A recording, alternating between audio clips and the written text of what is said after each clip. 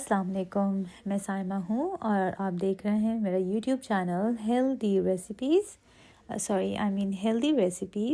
और आज मैं आपको सिखाने जा रही हूँ कुकीज़, जो लंच बॉक्स किड्स के लंच बॉक्स के लिए बहुत अच्छा एक प्रोडक्ट बनेगा। तो सबसे पहले हम इसमें आपको इंग्रेडिएंट्स दिखाने से पहले मैं इसमें न्यूटेला ले रही हूँ और मैं इसके छोटे छोटे से बॉल्स या ड्रॉपलेट्स से एक बेकिंग शीट पे ऐड कर रही हूँ, ताकि मैं इनको सारा प्रोसीजर स्टार्ट करने से पहले फ्रीज़ कर लूँ। क्योंकि मुझे अपनी कुकीज़ में कुछ कुकीज़ को फिल करना है चॉकलेट से उनके सेंटर में, तो उसके लिए मुझे इसको पहले से फ्रीज़ करना पड़ेगा, ताकि जब तक मैं उनको तैयार करूँ ये अपना शेप होल्ड कर चुके हों। जब न्यूटेला रूम टेम्परेचर पे होती है तो कुकीज़ के अंदर उसकी फिलिंग करना बहुत मुश्किल होता है। उससे कुकी की भी शेप ख़राब हो जाती है और ये भी लीक करने लगते हैं। इसलिए जब भी आपने कपकेक्स के सेंटर में या कुकीज़ के सेंटर में न्यूटेला डालना हो, या कोई भी और आपने चीज़ फिलिंग डालनी हो, या आपने लोटस जो स्प्रेड होता है उसकी फिलिंग डालनी हो, तो हम पहले से उसके बॉल्स या उसके ड्रॉपलेट्स से बना के उनको फ्रीज़ कर लेते हैं। बेकिंग में कोई बहुत बड़ी साइंस नहीं होती, लेकिन बेकिंग में ये बहुत इम्पॉर्टेंट होता है कि हमें जो टेम्परेचर बताया जाए जिस चीज़ का, हम उसको उसी टेम्परेचर पे यूज़ करें। मसलन अगर हमें कहा जाए कि आपको अंडे या दूध है या जो भी चीज़ आपको रूम टेम्परेचर पे लेनी है, जैसे बटर होता है अक्सर रेसिपीज़ में, तो हमें उसको रूम टेम्परेचर पे ही यूज़ करना है। अगर हम फ्रिज से निकाल के यूज़ करेंगे तो वो हमें अच्छा रिज़ल्ट नहीं देता। इसी तरह अगर हम उसको बटर को बहुत ज़्यादा मेल्ट कर लेंगे तो वो भी हमें सही रिज़ल्ट नहीं देता। तो जो चीज़ रूम टेम्परेचर पे यूज़ करनी होती है, अगर हमारे पास पहले से वो फ्रिज में मौजूद हो, तो हम उसको कम से कम आधा घंटा पहले बाहर निकाल के रख देते हैं, ताकि वो रूम टेम्परेचर अटेन कर ले और हमारी बेकिंग में आसानी हो। बेकिंग में यही टिप्स होती हैं जिनका हमें ख़्याल रखना होता है, ताकि हमारी प्रोडक्ट जो है वो परफेक्टली बेक हो जाए। इसके अलावा हमें अवन का जो टेम्परेचर बताया जाता है, हमें उस टेम्परेचर का भी ख्याल रखना होता है कि हम वही टेम्परेचर रखें जो हमें बताया जा रहा है। टाइमिंग्स वेरी कर सकती हैं, इसलिए क्योंकि अवन्स के साइज़ में और अवन्स की फंक्शनिंग में डिफरेंट होता है। कुछ ओवन्स जो होते हैं वो फ़ैन ऑपरेटेड होते हैं, कुछ एक रॉड पे चलते हैं, कुछ 2 रॉड्स पे चलते हैं, कुछ गैस पे चलते हैं, कुछ बिजली पे चलते हैं, और कुछ जो होते हैं उनके साइज़ का भी डिफरेंस होता है। उस हिसाब से हमें उसका डिफरेंट रिज़ल्ट मिलता है। तो हम जो भी ओवन यूज़ करें, हम उसको देख सकते हैं कि हमने इसमें क्या टेम्परेचर रखना है। हम उसमें चेक कर सकते हैं बीच में खोल के। आज हम जो बनाने जा रहे हैं कुकीज़, उसके लिए हम इंग्रेडिएंट्स देख लेते हैं कि हमने इसमें यहाँ पे क्या क्या यूज़ करना है। सबसे पहले तो हम यहाँ पे मैदा यूज़ करेंगे, ऑल पर्पस फ्लावर जो होता है, और ये मैंने ऑलमोस्ट 2 कप यूज़ किया था। 2 कप से थोड़ा सा कम यूज़ हुआ था, और ये भी थोड़ा बहुत वेरी कर सकता है आपके वेदर पे डिपेंड करते हुए। चीनी मैंने यूज़ की है इसमें हाफ़ कप। रेगुलर शुगर है, लेकिन हमारे शुगर के जो ग्रैन्यूल्स होते हैं वो बहुत छोटे होते हैं। अगर आपकी बड़ी शुगर है तो आप उसको हल्का सा ग्राइंड कर लें। कॉर्नफ्लावर आपने यूज़ करना है, बेकिंग पाउडर आपने यूज़ करना है 1 टीस्पून, और ककाओ पाउडर आपने यूज़ करना है इसमें, क्योंकि हम लोग वनीला और चॉकलेट दो हम इसके डिफरेंट फ्लेवर्स बनाएंगे। बटर हम रूम टेम्परेचर पे यूज़ करेंगे half cup, pinch of salt use करेंगे, और फ्रेश क्रीम हम यूज़ करेंगे। जो हम अपना चॉकलेट का मिक्सचर बनाएंगे उसमें हम ककाओ पाउडर को फ्रेश क्रीम में मिक्स करके तो हम उस मिक्सचर में ऐड करेंगे, ताकि मिक्सचर का टेक्सचर जो है वो दोनों वनीला और चॉकलेट का सेम ही रहे। यहाँ पे मैंने बटर को रूम टेम्परेचर पे लेना था, मैंने इसको माइक्रोवेव किया, थोड़ा सा ज़्यादा हो गया, और मैंने थोड़ी देर इसको वेट किया ताकि रूम टेम्परेचर टेन कर ले। दो कि ये थोड़ा सा मेल्टेड फॉर्म में है। हाफ़ कप मैंने इसमें मेल्टेड बटर लिया है और हाफ़ कप मैंने इसमें शुगर ले लिया है। अब मैं इसमें यहाँ पे पिंच ऑफ सॉल्ट इसी टाइम पे ऐड कर लूँगी, क्योंकि अक्सर मैं सॉल्ट ऐड करना भूल जाती हूँ। पहले मैं इसको स्पैचुला की मदद से हल्का सा मिक्स कर लूँगी। इससे ये होता है कि हमारी चीनी जो है वो एकदम डस्ट बनकर उड़ती नहीं है। अगर हम डायरेक्टली इसके अंदर इलेक्ट्रिक बीटर यूज़ कर लेते हैं और चीनी आपकी बहुत बारीक हो, तो वो डस्ट की तरह उड़ने लगती है। तो हम इसको पहले स्पैचुला की मदद से हल्का सा मिक्स कर लेते हैं और साइड्स को अच्छे से स्क्रैप कर लें। उसके बाद हम इसको बीटर से अच्छे से काफ़ी देर के लिए मिक्स करेंगे, और हमने बटर और शुगर को इतना मिक्स करना होता है कि इसका कलर भी थोड़ा सा पेल हो जाए, ये थोड़ा सा वॉल्यूम भी गेन कर ले, और ये बहुत ही सॉफ्ट एंड फ्लफ़ी सा मिक्सचर आपको दिखे। तो अब हम यहाँ पे बीटर यूज़ करेंगे और बीटर की टाइमिंग्स भी आपकी वेदर पे डिपेंड करती है, लेकिन मैक्सिमम ये 5 to 8 मिनट्स में आपका बहुत अच्छा सा मिक्सचर जो है वो बीट हो जाता है। आपको मैं टेम्परेचर का बता रही थी ओवन के, तो हम लोग जो जैसे मैंने कहा कि केक्स में हम लोग चेक कर सकते हैं दरमियान में ओवन खोल के। तो आपने ये बात ख्याल रखनी है कि अगर जब भी आप ब्राउनीज़ या केक बेक कर रहे हैं तो आपने उनको मिड वे खोलना है, यानी जो भी आपको सजेस्टेड टाइम बताया गया है कि इतनी देर में केक बेक हो जाएगा, तो उसके आधे टाइम से पहले आपने अपने ओवन को नहीं खोलना।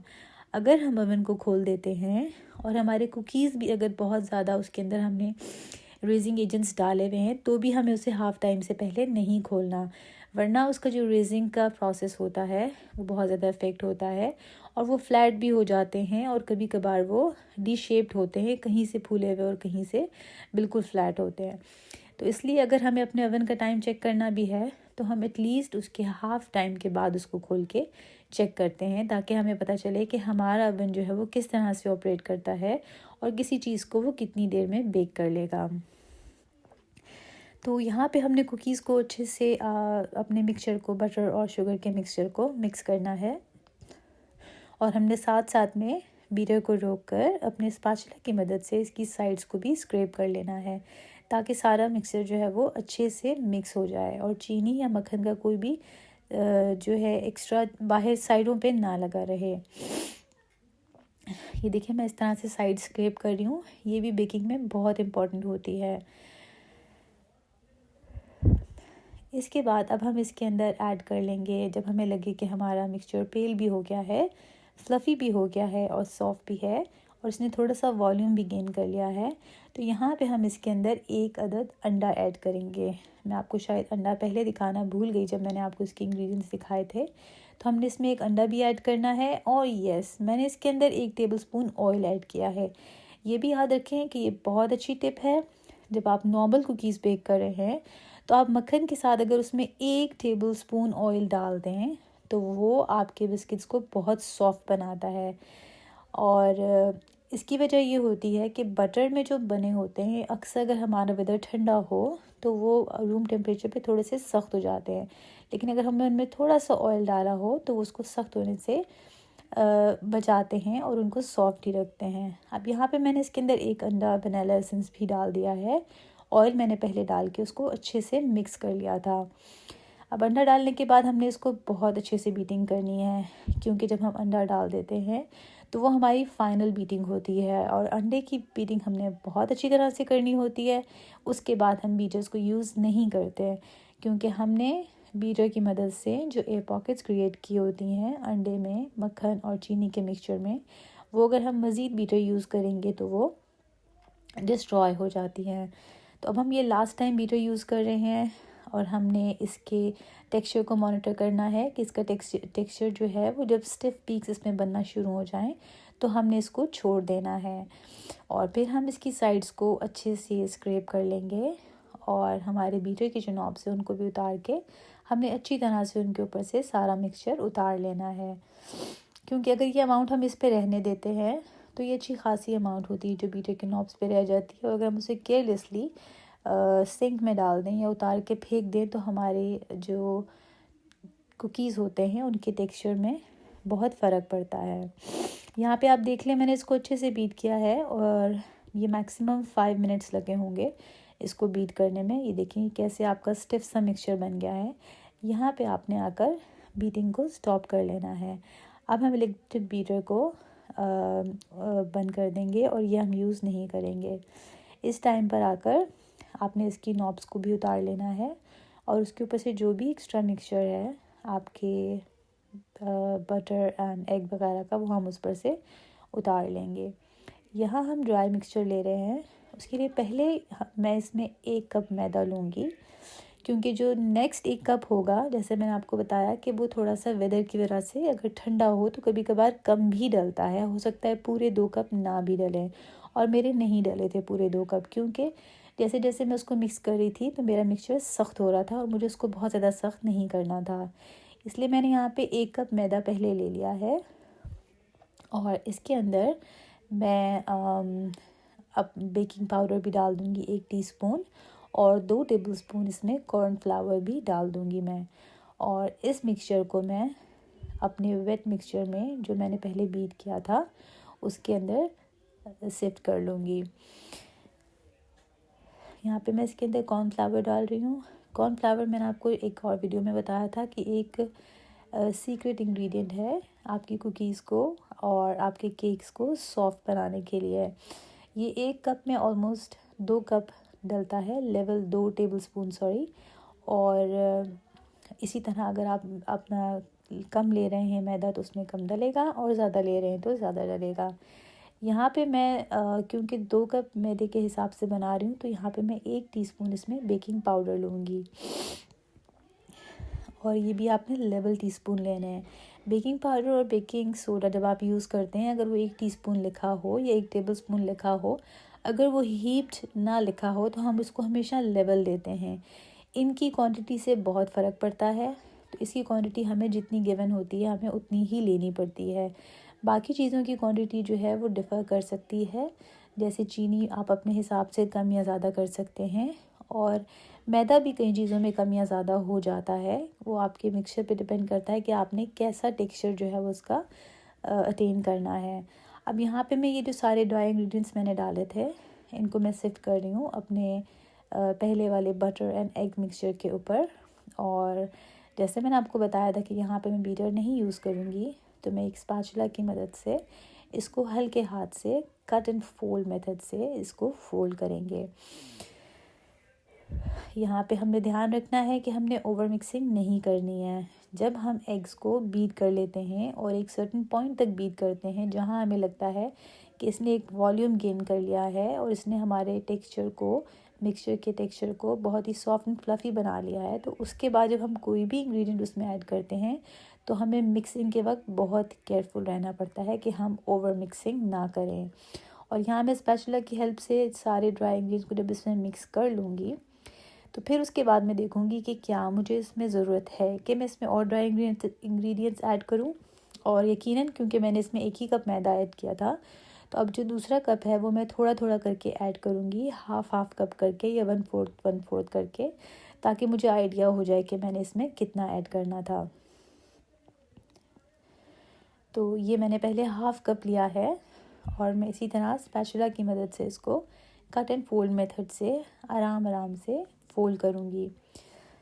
हमारा जो ये मिक्सचर होगा कुकीज़ का, ये बहुत ज़्यादा सख्त भी नहीं होना चाहिए और बहुत ज़्यादा नरम भी नहीं होना चाहिए जैसे बटर कुकीज़ या चॉकलेट चिप कुकीज़ का होता है, क्योंकि अगर मिक्सचर बहुत ज़्यादा नरम होता है तो वो बहुत ज़्यादा राइज़ भी करता है और वो डी शेप भी हो जाता है। और क्योंकि चॉकलेट चिप कुकीज़ में हमें उसकी शेप की कोई ख़ास परवाह नहीं होती, हम उसको बॉल्स की फॉर्म में लेते हैं, तो हम उसका टेक्सचर जो है वो बहुत ज़्यादा सॉफ्ट ही रखते हैं। मगर ये कुकीज़ जो हैं ये एक पर्टिकुलर शेप में होंगी, इसलिए हमें इसके मिक्सचर को भी, इसका जो फाइनल टेक्सचर होगा वो ऐसा होना चाहिए कि जो एंड तक कुकीज़ अपना टेक्सचर होल्ड करें। बेशक वो थोड़े से राइस भी कर जाएँ या अपने साइज़ में भी एक्सपेंड कर जाएँ, लेकिन जो उनका आफ्टर ऑल शेप होगा वो वही रहे जो हमने उनको दिया था। अब ये देखें इसके टेक्सचर में और जो हम बटर कुकीज़ बनाते हैं या हम चॉकलेट चिप कुकीज़ बनाते हैं उसके टेक्सचर में बहुत फ़र्क है। ये ऐसा है कि ये अपनी शेप होल्ड कर सकता है। अब यहाँ पे जब ये अच्छे से मिक्स हो जाए तो हमने इसको थोड़ा सा हाथ की मदद से भी गूंदना है। और यहाँ पे इसी पर्पज़ के लिए मैं ग्लव्स ढूंढ रही थी ताकि मैं इसको अच्छे से हाथ से गूंद सकूँ। यहाँ पे मैंने ये ट्रांसपेरेंट ग्लव्स यूज़ किए हैं जो मैं अक्सर बेकिंग के लिए ही यूज़ करती हूँ। और ये देखिए मैं स्पैचुला के ऊपर से भी जो हमारा सारा मिक्सचर है उसको उतार लूँगी और हाथ की मदद से भी गूंदते हुए मैंने इसको आटे की तरह नहीं गूंदना, मैंने सिर्फ इस तरह करना है कि ये सारा जो मिक्सचर है वो अच्छे से इनकॉर्पोरेट हो जाए, कोई भी हमें मैदे के या किसी भी चीज़ के लम्प्स इसके अंदर ना हो, सारा मिक्सचर जो है वो एक ही तरह जो है इवन हो जाए। बस मैंने इसको इतना ही करना है मिक्स। आप देख लीजिएगा कि मैं हाथ की मूवमेंट भी बहुत ज़्यादा नहीं है और बहुत फास्ट भी नहीं है, क्योंकि हम यहाँ पे इसके टेक्सचर को ख़राब नहीं करना चाहते। मैं इसको शेप देकर देखूँगी क्या ये अपना शेप होल्ड कर रहा है, और जब मुझे लगेगा कि ये अपना शेप होल्ड कर रहा है तो मैं नीडिंग स्टॉप कर लूँगी। अब मैंने डो को 2 हिस्सों में डिवाइड कर लिया है, एक हमारा वनीला ही रहेगा और एक चॉकलेट होगा। वनीला वाला हिस्सा मैंने ज़्यादा रखना है, ऑलमोस्ट 60% होगा, और जिसमें मुझे कोको पाउडर ऐड करना है वो मैं 40% लूँगी। आप अगर चाहें तो वनीला वाले मिक्सचर में हल्का सा येलो कलर भी ऐड कर सकते हैं। इनफैक्ट मैंने सारे मिक्सचर में वनीला एसेंस भी ऐड किया था, क्योंकि मुझे वनीला वाले को वनीला फ्लेवर देना था। अब मैं यहाँ पे कोको पाउडर इसमें डायरेक्ट ऐड नहीं करूँगी, क्योंकि अगर हम इसमें कोई भी ड्राई इंग्रेडिएंट ऐड करेंगे तो इसके टेक्सचर में और वनीला के टेक्सचर में फ़र्क आ जाता है, और जब हम इन दोनों को मिक्स करके कोई कुकी बनाएंगे तो वो दोनों अच्छे से एक दूसरे में मिक्स नहीं होंगे। इसलिए मैंने 1 टेबलस्पून फ्रेश क्रीम ली है, और उसमें 1 ही टेबलस्पून मैंने कोको पाउडर लिया है। अब यहाँ पे फिर मैं आपसे यही बात कहूँगी, क्योंकि मेरे वेदर जो है वो बहुत ठंडा था और मुझे मिक्सिंग के दौरान बार बार क्रीम का भी मक्खन वाला ही हिसाब होता है, वो थोड़ी देर में वापस सेट होने लगती है। इसलिए मुझे इसको थोड़ा बहुत टीस्पून करके, एक टीस्पून करके मैंने 1 टेबलस्पून से 2 टीस्पून ज़्यादा डाला था, क्योंकि मुझे वो टेक्सचर नहीं मिल रहा था जो मेरी डो का है। मुझे इसका वही टेक्सचर चाहिए जो मेरी डो का है, ताकि जब मैं इसको अपनी चॉकलेट वाली डो में ऐड करूं, जिसको मैं चॉकलेट बनाना चाहती हूं, तो इसका टेक्सचर चेंज ना हो। अब यहाँ पे मैंने 2-3 स्टेप्स में ऐड किया था, क्योंकि मैं थोड़ा थोड़ा करके फ्रेश क्रीम ऐड कर रही थी और इन दोनों के टेक्सचर को मॉनिटर कर रही थी कि कहाँ इन दोनों का टेक्सचर जो है वो एक दूसरे से मैच करता है। पहले मैंने 1 टेबलस्पून डाला था और अब मैं 1 टीस्पून और डाल रही हूँ, और अब इसको मैं अच्छे से मिक्स करूँगी और फिर मैं इसका टेक्सचर देखूँगी कि क्या अब ये मेरे डो के टेक्सचर से मैच कर रहा है या नहीं। यहाँ पे फिर ये थोड़ा सा सख्त हो गया था, और फिर मुझे 1 टीस्पून इसके अंदर फ्रेश क्रीम और डालनी थी, और फिर मुझे आइडिया हुआ कि अब इन दोनों का टेक्सचर बिल्कुल सेम है। अब मैं ये सारा मिक्सचर जो है, जिस मिक्सचर को मैं अपना चॉकलेट फ्लेवर देना चाहती हूँ, उसमें डाल दूँगी और फिर उसको हाथ की मदद से अच्छे से मिक्स करूँगी। यहाँ भी मुझे इसको मिक्स भी बहुत अच्छे से करना है, और मैंने इस चीज़ का भी ध्यान रखना है कि यहाँ पे ओवर मिक्सिंग ना हो जाए, वरना ये जो मिक्सचर है जिसको मैं चॉकलेट जिसमें ऐड कर रही हूँ, अगर मैं इसकी ओवर मिक्सिंग करूँगी तो ये सख्त हो जाएगा, और दोनों जो हमारे मिक्सचर्स हैं वनीला और चॉकलेट, उनके टेक्सचर में फाइनली जब ये बेक होकर आएंगे तो फ़र्क होगा। तो ये देखिए, अब मैंने वो टेक्सचर टेन कर लिया है जो डो का था, और अब मैं इसमें ये ऐड कर दूँगी। थोड़ी सी मुझे मिक्सिंग में प्रॉब्लम इसलिए हो रही थी कि आज वेदर बहुत ठंडा था, और जो चीज़ मैं निकाल रही थी वो ठंडे हुए जा रही थी रूम टेम्परेचर पर भी। ये देखिए, मैं सारे का सारा मिक्सचर निकाल लूँगी, क्योंकि हमने इसको 1 टेबलस्पून डाला था, तो मैं नहीं चाहती कि हमारा कोको पाउडर बाउल में थोड़ा सा भी ज़्यादा ज़ाया हो जाए। अब यहाँ पे इसको डाल के आप देखें, मैंने इसको हल्के हाथों से नीड किया है, और मैंने कोशिश की है कि मिनिमम मूवमेंट हो मेरे हाथों की, और ये जो सारे का सारा मिक्सचर है, ये एक चॉकलेट का कलर भी इसके अंदर डेवलप हो जाए, और मिक्सचर सारा एक दूसरे में बहुत अच्छे से इनकॉर्पोरेट हो जाए। आपने बहुत सब्र से काम करना है, टेंशन बिल्कुल नहीं लेनी है, और बेकिंग में हमने ओवर मिक्सिंग नहीं करनी होती है, और ना ही हमें जितना रिक्वायर्ड होता है उससे हम कम मिक्सिंग करते हैं। ज़्यादा मिक्सिंग हम यूज़ली तब करते हैं जब हम लोग एग्स यूज़ कर रहे होते हैं, और हमें उसको एक स्पेसिफ़िक जो है वो वॉल्यूम और टेक्सचर देना होता है, उसको तब तक हम मिक्स करते रहते हैं। लेकिन जब हमारी बेकिंग में केक्स और कुकीज़ और ब्राउनीज़ में अंडे हमारे जो है वो बीट हो जाते हैं, तो उसके बाद हमें मिक्सिंग जो है वो बहुत ही केयरफुली माइंडफुली करनी होती है कि हमसे कहीं ओवर मिक्सिंग ना हो जाए। यहाँ पे आप देख लें, हमारे मिक्सचर ने चॉकलेट कलर भी अटेन कर लिया है, और सारे का सारा मिक्सचर अच्छे से एक दूसरे में इनकॉर्पोरेट हो चुका है। अब मैं यूज़ली क्या करती हूँ कि बेकिंग शीट लेती हूँ, और उसके ऊपर अपने बिस्किट्स जो हैं, जो भी शेप बनाना चाहती हूँ वो बनाती हूँ। डायरेक्टली मैं काउंटर के ऊपर नहीं करती, क्योंकि ये उसके साथ अगर चिपक जाए फिर उतारते हुए हमारे कुकीज़ की शेप चेंज हो जाती है। मैं 2 तरह की यहाँ पे कुकीज़ बनाऊँगी, इनफैक्ट 3 तरह के बनाऊँगी। एक मैं यहाँ पे ज़ेबरा कुकीज़ बनाना चाह रही हूँ, तो उसमें मैं ये चाहती हूँ कि मेरा मेन जो हो वो वनीला हो, और उसके अंदर जो है ब्लैक स्ट्रिप्स आ रही हों, या ब्राउन जो चॉकलेट की स्ट्रिप्स आ रही हों, तो मैं चॉकलेट इसमें कम डालूँगी और वनीला मैं इसमें ज़्यादा डालूँगी, इसलिए मैंने वनीला की बॉल्स थोड़ी सी बड़ी बनाई हैं और 5 बॉल्स मैंने वनीला की बनाई हैं।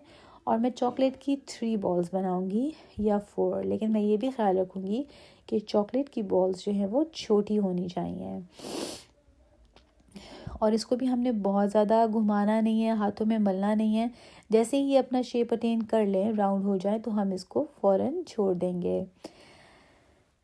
अब अपने ज़ेबरा कुकीज़ को बनाने के लिए सबसे पहले तो मैंने अपने हाथों को अच्छे से साफ़ कर लिया है, ताकि जब मैं वनीला चॉकलेट वाले हाथों से वनीला यूज़ करूँ तो उस पर कोई भी कलर ना आए। स्ट्रिप्स को मैंने थोड़ा सा हल्का सा हाथों से मल के लंबा कर लेना है और फिर उसके बाद मैं इसको फ्लैटन कर दूँगी, सारी स्ट्रिप्स को, वनीला की भी और चॉकलेट की स्ट्रिप्स को भी। और इसको मैं ऑल्टरनेटिवली एक दूसरे के ऊपर बिछाती जाऊँगी। पहले मैं एक वनीला की स्ट्रिप लगाऊंगी और उसको मैं अच्छे से हाथों की मदद से फैला लूँगी और फिर उसके बाद चॉकलेट मिक्सचर की एक स्ट्रिप लेके मैं उसके सेंटर में रखूँगी। और मेरी कोशिश ये रहेगी कि साइड से चॉकलेट जो है वो वनीला को कवर ना करे, वो सिर्फ सेंटर में ही रहे, क्योंकि मेरा जो बेस है वो वनीला की है। इस तरह से मैं एक दूसरे के ऊपर ऑल्टरनेट करके वनीला और चॉकलेट की स्ट्रिप्स को रखती जाऊंगी। मैंने यहाँ पे 5 वनीला की स्ट्रिप्स ली हैं और 3 चॉकलेट की स्ट्रिप्स ली हैं।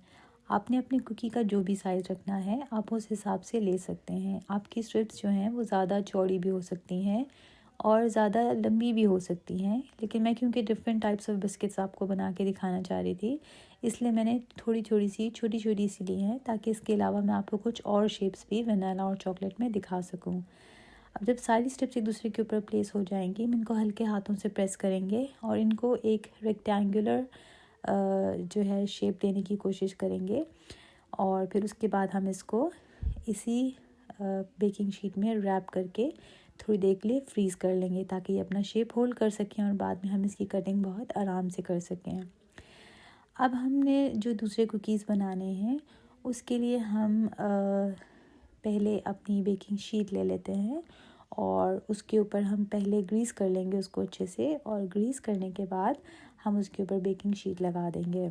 बेकिंग शीट मैंने आपको पहले भी बताया था, बेकिंग में आप हमेशा यूज़ किया करें, क्योंकि जहाँ पे हम फिलिंग वाले या चॉकलेट चिप्स वाले या किसी भी किस्म का लिक्विड यूज़ कर रहे होते हैं, तो उसमें बेहतर होता है कि हम बेकिंग शीट लगा लें, ताकि जब हम बिस्किट्स को उठाएं, लिफ्ट करना चाहें, तो वो हमारे चिपके ना और हमारे बिस्किट्स की शेप जो है वो ख़राब ना हो।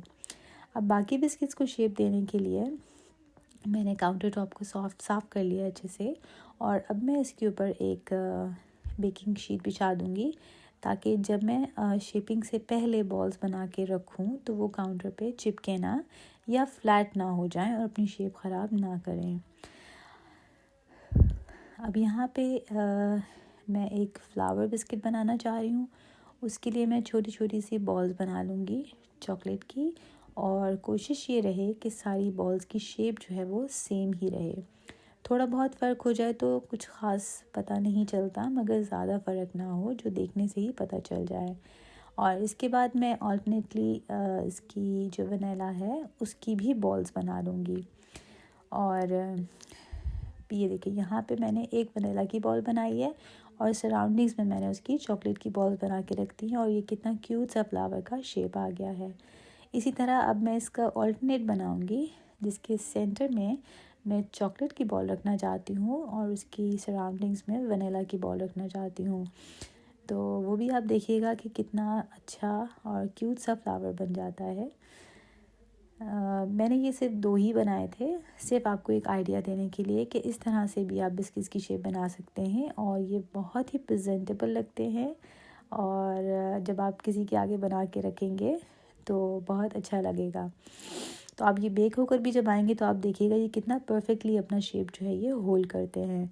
अब इसके सेंटर में मैंने चॉकलेट बॉल रख दी है और सराउंडिंग्स में वनीला की बॉल रखी हैं। यहाँ पे मुझे लग रहा था एक बॉल कम है, तो मैंने एक और बॉल बना के रख दी। अब आप इसकी शेप चेक करिए कि दोनों कितने क्यूट से फ्लावर लाइक बिस्किट्स हमारे कुकीज़ बन गए हैं।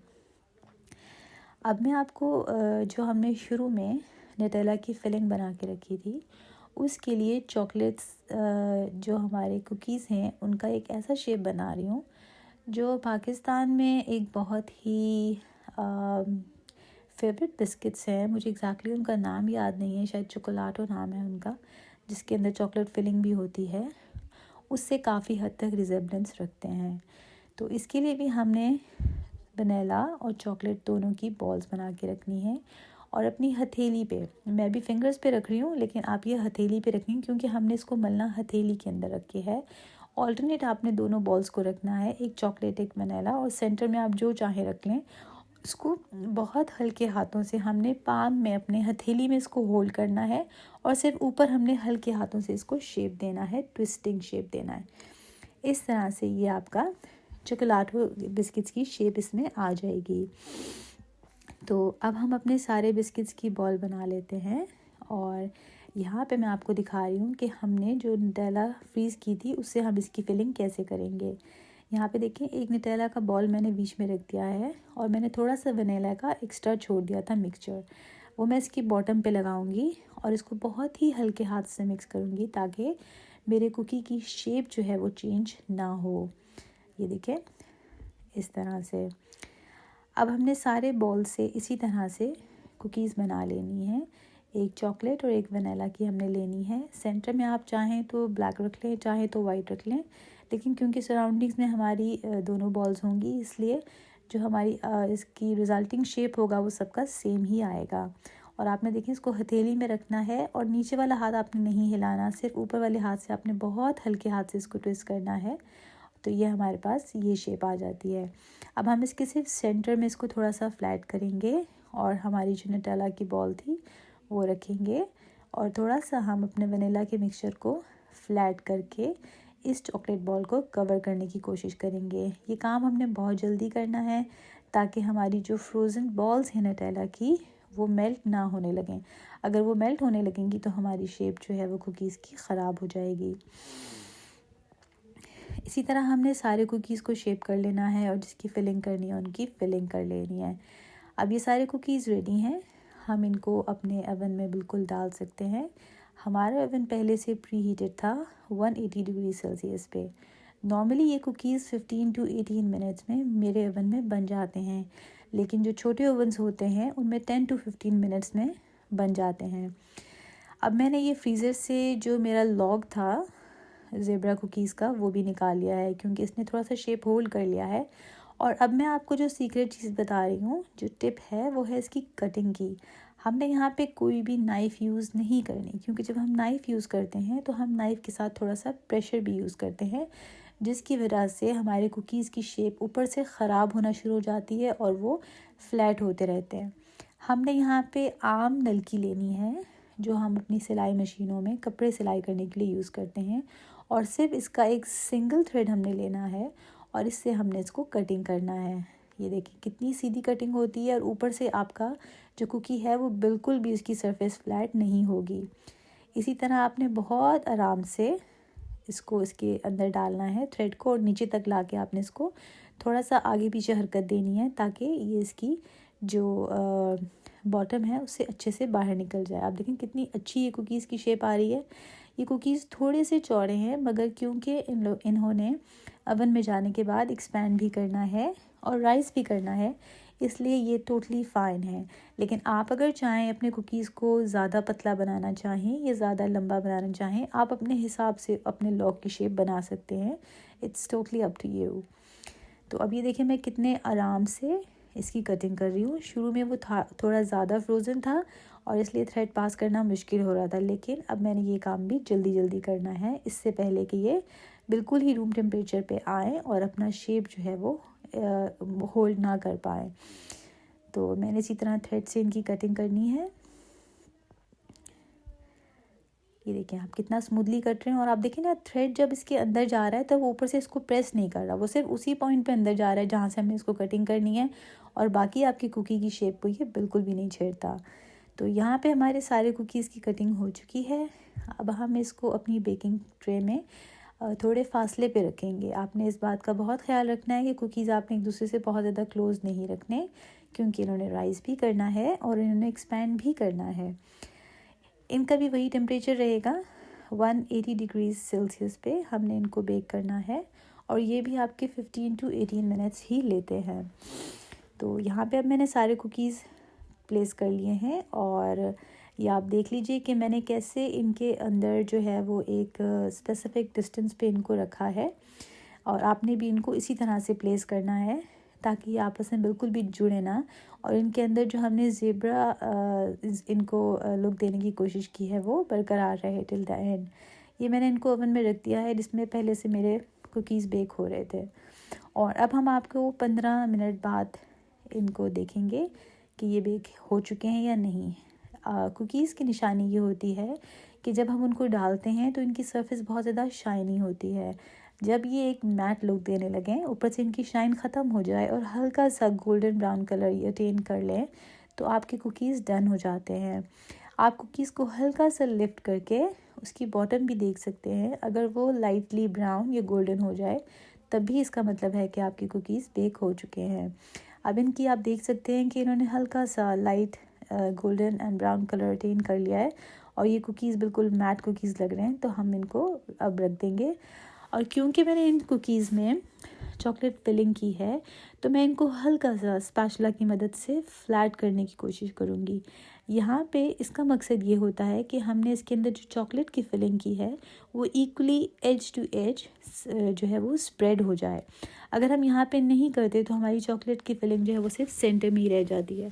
आपने बहुत हल्के हाथ से इसको प्रेस करना है ताकि जो आपकी कुकीज़ है उनकी शेप ख़राब बिल्कुल भी ना हो और ना ही उन पे कोई क्रैक्स आएँ, क्योंकि अगर इस टाइम पर इन पर क्रैक्स आएंगे तो भी आपकी चॉकलेट जो है वो इनसे बाहर निकल कर आ जाएगी।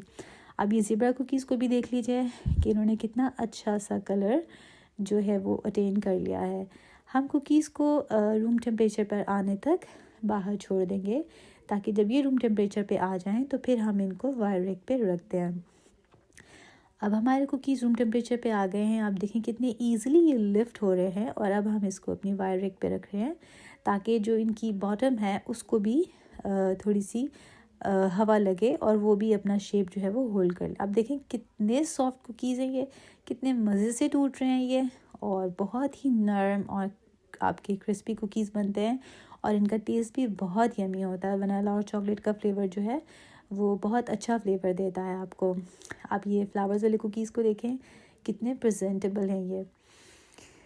और ये हमारे चॉकलेट फिलिंग वाले कुकीज़ हैं। इसमें मैंने एक एंड पे चॉकलेट का ज़्यादा मिक्सचर रह गया था तो उसके अंदर मैंने फिलिंग की थी। मैं आपको वो तोड़ के दिखा रही हूँ कि आप ये देखें चॉकलेट किस तरह इसकी बिल्कुल एज टू एज स्प्रेड हुई हुई है। और इसी तरह जो हमारे दूसरे कुकीज़ हैं जिनको हमने चॉकलेट और वनीला दोनों फ्लेवर्स में बनाया था उसमें भी चॉकलेट इसी तरह फ्लेवर हुई स्प्रेड हुई हुई है।